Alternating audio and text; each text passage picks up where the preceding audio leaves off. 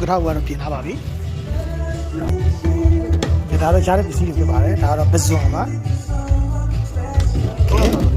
အဲ့တော့ဒီမို့ဖြစ်ပါတယ်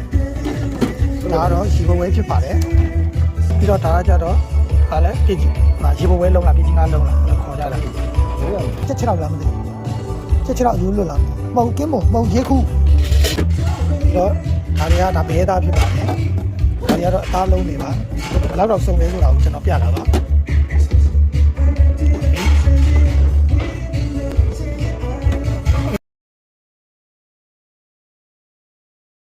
ရှိပါတယ်ပြီးတော့ဒီဘက်မှာကျတော့ဒါတော့ငိုးဥဖြစ်ပါတယ်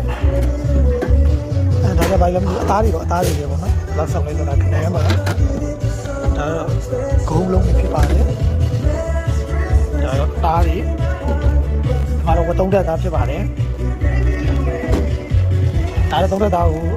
နှစ်နဲ့နှက်ထားတာပါဒါကလီစာအသေးနဲ့ပါတယ်ဒါလည်းဒါတော့အစီပါဝက်စီပါဒါအဆုပ်ပါဒါဥဖြစ်ပါတယ်ဒါလည်းဥပါပဲဥတွေပါစုံတွေပါပဲဒါချင်းတိုင်ပါဒါဥချမ်းပါဥချမ်းလာပါလားတော့မသိဘူးပေါ့နော်ဒါဥတွေပါဒါတော့ပစိုးချမ်းပဲလို့ပါတယ်ဒါတော့အချိုဝဲစားခြင်းတဲ့လူတွေအတွက်ပါချိုဝဲလည်းသူတို့စုံပါတယ်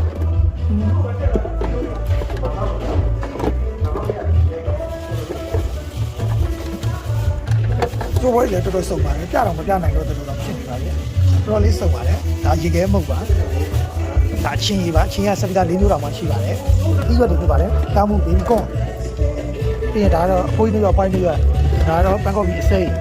ဒါတော့မှုဒါတော့မလာဘူးမီဒါတော့ခောက်ရဲကြောက်ဒီဘက်မှာလည်းရှိပါသေးတယ်ကြာစံတို့အမှုတို့ကုန်ပြီတော့နော်တောင်းပါမယ်